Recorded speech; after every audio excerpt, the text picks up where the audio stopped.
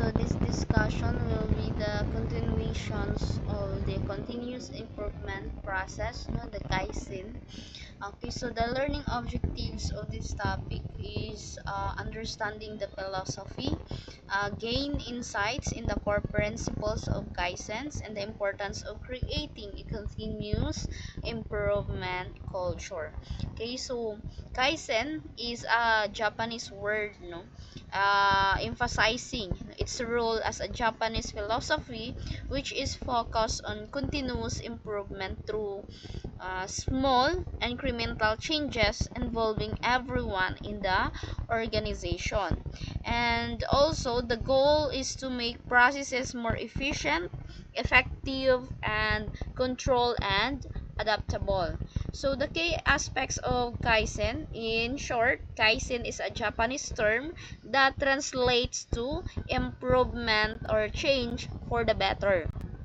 And the philosophy of Kaizen, it represents a management philosophy centered on continuously encouraging, no, and implementing small improvements involving all members of an organization. And its process is a continuous process, no, of incremental improvements aimed at enhancing efficiency, effectiveness, control, and adaptability. So take note that the principle of Kaizen, which is the continuous improvement, because Kaizen emphasizes making consistent incremental changes over time rather than seeking radical or sudden transformation.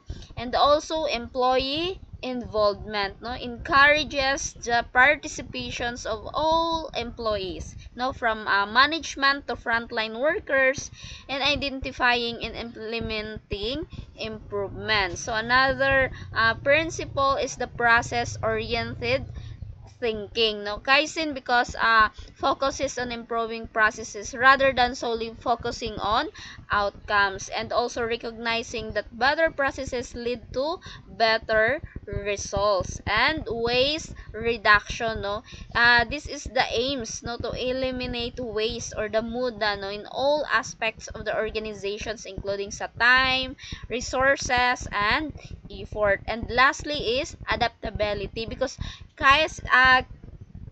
Kaizen, it promotes, no, the ability to adapt to changing circumstances and customers' need through the ongoing adjustments and improvements. That's why implementing Kaizen is very important, no, because this establish the Kaizen culture, no, or create a mindset that values continuous improvement at all levels of the organizations. And you need to identify areas for improvement. You need to conduct regular assessment to pinpoint areas where processes can be optimized, and engage employees, no, because encourages employees to provide suggestions, especially for the improvements, and involve them in the implementation process, and set a realistic goals, no, you need to focus on achievable incremental improvements rather than large scale na changes. And you need to monitor and evaluate the result. You need to track the impact of implemented changes and make adjustment as necessary to ensure continuous process. Okay, so next is the Kaizen improvements, which is focuses on the use of because Kaizen improvement emphasizing the use of value added and non-value added work activities. Okay, so it identifies the muda, no, which include the 7 classes of waste, no, over those overproduction, delay, transportations rather, processing, inventory, wasted motions, and defective parts. That's why the principle of motion study in the use of cell technology are crucial, no? And it's very important, along with the principles of materials handling and the implementations of one-piece flow. And also the documentations of standard operating procedure is also essential. Okay, so and also it highlights, no, the in the number 6, as you can see, It highlights the 5S methodology for workplace organizations, no? The proper arrangement, which is ang psycho, orderliness, no? Or which is the ceton, and personal cleanliness, which is the siketso, no? And the clean up, which is siso, and the discipline, which is ang chitsuki. So the visual management involves using the visual display to improve communication. And next is number 8, no, the just-in-time principle. This ensures that units are produced in the right quantities, no, at the right time with the right resources. And the another Kaizen improvements focuses in the use of Pokayuki system. No, it's used to prevent or detect sa mga errors, and also the team dynamics, no, including sa problem solving, communication skills, and conflict resolution, and also are vital for effective Kaizen na implementation. Okay, next, let's proceed to re-engineering, no? Re-engineering, which according to Hammer, no, and Champe, involves fundamentally rethinking and radically redesigning business process, no, to achieve dramatic improvements and critical measures of performance, no. It also mentions that the Japanese have not only relied on Kaizen but have developed policy management, no, which is the Hoshin Kanri, and also policy deployment, which is ang Hoshin Tinkai, which is to produce large scale breakthroughs similar to those promoted by Hammer and Champe. And also this topic, re-engineering, focuses on making significant transformative changes, no, while si Kaizen nag-focus or nag-emphasize siya sa continuous and also incremental improvement. So this Japanese approach includes in strategic plannings and deployment to achieve the substantial organizational goals. Okay, so next is the Six Sigma methodology. So this Six Sigma methodology that gains significant attentions after M. Harry and R.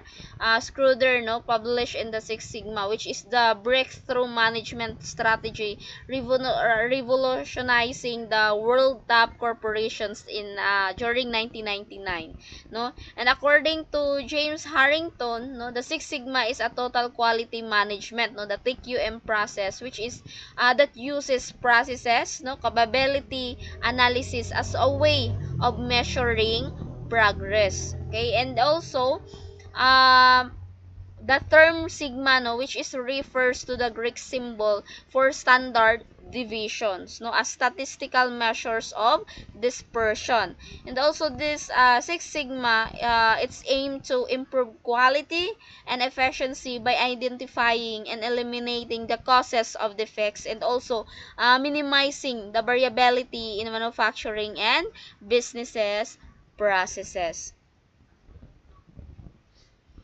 Okay, so these illustrations, no, or the table, the graph, illustrating the non-conformance rate and processes capability when the process is centered. Okay, it shows the relationship between the specification limit, no, in terms of the sigma levels, no, and also the percent conformance, the non-conformance rate in parts per million, and the process capability index. So as the specification limit increase, no, the percent conformance rises also, and also the non-conformance rate decreases, and the process capability index improves. Okay, as you can see in the graph or in the table, no. This also demonstrate that the higher sigma levels corresponds to better process control and lower defect rates. Okay, so another table or graph for the non-conformance rate and progress capability when the process is off-centered, no, and the data indicates how the process perform when its mean is shifted away from the center of specification limit. So as the specification limit increase, the percent conformance still improves, and the non-conformance rate decreases, but the process capability is generally lowered, compared to when the process is centered. So this highlights the importance of not only reducing variability, but also ensuring that the process is properly centered to achieve the optimal performance and to minimize the defects. Okay, so next is the other aspects, these are the additional aspects and challenges associated with Six Sigma. Okay, Harry Ian Schroeder advocates for the DMAIC methodology, okay, which is the acronym for Define, Measure, Analyze, Improve, and Control. Okay, so this project based on approach which is focusing on breakthrough improvement, and also shares similarities with strategies championed by Horan. Though it is noted as less comprehensive than other 7 nga mga phase problem solving methods. However, the implementation of Six Sigma is not without its drawbacks. A significant concern is the substantial cost and difficulty involved in developing the necessary infrastructure. So it's making it particularly unfeasible for small businesses. So, and also even medium-sized enterprises other face considerable financial burdens due to the high training costs associated with the methodology, and also exemplified by the General Electric expenditures of over $2 billion to establish its Six Sigma infrastructures. Okay, so next is the total quality management, exemplary organizations. Okay, this is the total quality management, exemplary organizations, the CIL, a unit of commune incorporated in the USA, and also design, develops, and manufactures diesel and the dual fuel engines in generating sets in the 1980s. So she comments formulated a comprehensive set of procedures with the help of Dr. Armand Fijimboom. Okay, so which was termed as Total Quality System, or the TQS, and this TQS encompasses the procedure from new product development to customer complaint handling, demonstrating a holistic approach to quality management throughout the organization. Okay, so the summary of these discussions, and also included on the part 1, the continuous process improvement na topic, because this is the part 2 of those topics, the case summary, concept and quality management and continuous improvement. It emphasizes that continuous improvement is essential aspect of total quality management philosophy and implementations. The Horan trilogy, consisting of quality planning, quality control, and quality improvements, offer a conceptual framework for continuous improvement. So there are 4 improvement strategies, which is ang refinement, renovations, and reinventions, in the choice of the appropriate strategy for various situations is critical. Okay, and also the Plan, Do, Study, Act developed by Shehart and modified by Deming also provides a roadmap for continuous improvement, and structured problem solving method can be integrated with the PDSA cycle. Okay, and also important philosophy developed by various organizations, include Kaizen, reengineering, and Six Sigma. And also Kaizen, take note that it relies on heavily on the involvement of all employees, no, while Six Sigma relies more on fewer project leaders, which is called black and green belts, no. Ultimately, the success of any approach requires a fully committed management. Okay, so I think that's it for this discussions, no, regarding on the continuous process improvement and Kaizen. Okay, so uh, if you have any more questions or topics you like to explore in the future, feel free to comment in the comment section below. So that's all. Thank you so much.